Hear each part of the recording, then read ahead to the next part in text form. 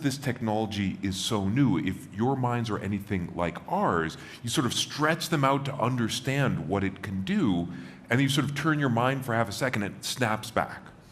And we wanted to name it because if your minds are anything like ours, throughout this presentation, especially when the presentation ends, you may noticing your mind snapping back and be like, but where are the harms? Like, is this really going to happen? I look out, the day is a beautiful day.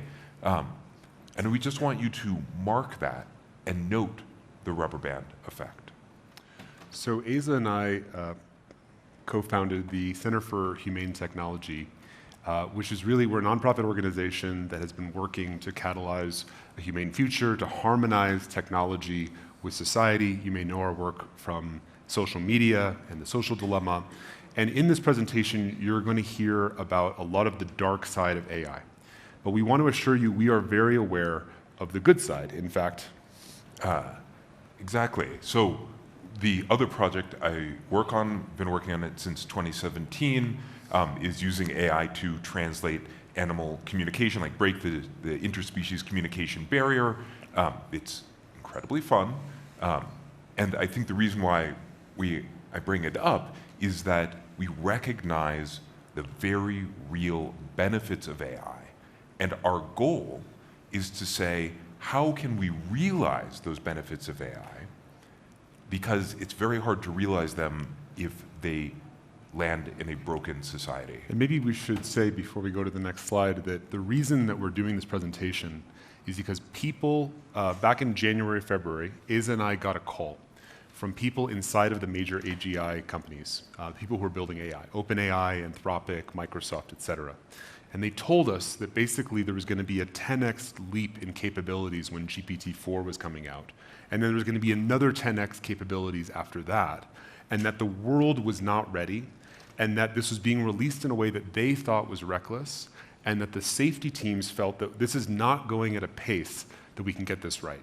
So we looked at ourselves and said, okay, even though we worked on social media and all those issues, we thought there were people working in AI safety for a long time, but they were asking for our help to raise awareness. And so we sprung into action, we put together this presentation, and have been racing around to Washington, DC, and so on, to try to activate people. And the reason why, something that fascinated us when we first did this research, is a stat from a survey, which is that this is a survey that was done actually of AI researchers back in August of 2022, before ChatGPT came out, before GPT-4 came out, which is that 50% of the AI researchers surveyed believe that there is a 10% or greater chance that humans go extinct or are disempowered from our inability to control AI. Right? This is a pretty grim stat, right? It would be like if you're about to board an airplane, and the guys who are making the airplane say, if you get on this plane, 50% of those engineers think that if you get on this plane, there's a 10% chance that the plane goes down. So if this is the case, how did we get here? How do we actually avoid this trap? And just to note that if you think this particular stat is cherry-picked, there was another survey of other researchers that published in top journals, and they said, what is the percent chance that humanity, like a catastrophe befalls humanity at the level of nuclear war, global nuclear war, or worse? And they responded with a 36% chance. Right? So these are the people closest to the metal. But as you say, how do we get here? These are the rules that I wish I knew when I started my career in technology. Knowing these rules really helps you predict the direction that technology will actually be deployed in the real world, so you don't get stuck in these stories of what it might do. Here they are. 1, when you invent a new technology, you uncover a new species of responsibility. And it's not always obvious what those responsibilities are. I'll give you 2 examples. 1, we didn't need the right to be forgotten to be written into law until the internet could remember us forever. Right? Surprising. What should HTML and JavaScript have to do with the right to be forgotten? Or 2, we didn't need the right to privacy to be written into law until Kodak started producing the mass-produced camera. And then it took Brandeis, one of our most brilliant legal minds, to invent the concept. It's not in the original Constitution. Okay, so that's rule number 1. When you invent a new technology, you have to scan the environment looking for the responsibilities that you've just uncovered. And then two, if the technology confers power, you will start a race for people running to use that power.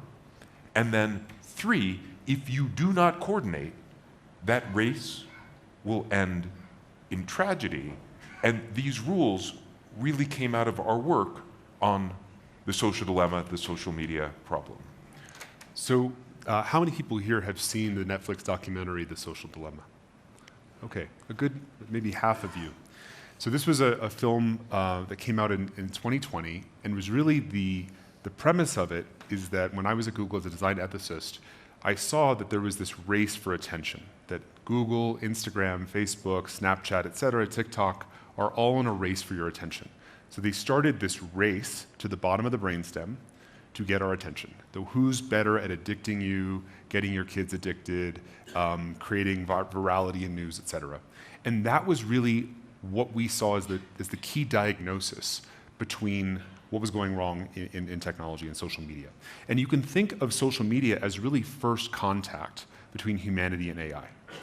Now, why is that, right? So there you are, you open up Twitter, and you flick your finger, you just opened up a supercomputer pointed at your brain to calculate what's the perfect next tweet to show you. And that's a supercomputer, an AI, that's calculating based on what is most likely to keep you scrolling and engaged. Same thing on TikTok, same thing on Instagram, et cetera. And that was enough with that first contact with AI to create this whole litany of harms that many of you know. Information overload, addiction, doom scrolling, influencer culture, sexualization of kids, which angle makes you look the best, online harassment, shortening attention spans, and the unraveling of shared reality, because giving each individual person the news that most engages them breaks that shared reality that democracy depends on. So think about this, that a very simple technology that's just curating, an AI that's curating which post to show you, could have all of this damage with a very subtle misalignment. And this is going to be really critical because, oops, you go back? No, sure. Well, do this quickly again. This is going to be really critical because as we head into second contact with AI, which we're about to head into, we have to think about what went wrong in first contact. So in first contact, we lost, right? Humanity lost that contact. Now, how did we lose? What were the stories that we were telling ourselves? Well, here, by the way, a lot of our friends are the people that created the social media companies, Instagram, et cetera. And so we know intimately the stories that they told themselves and the world about their benefits.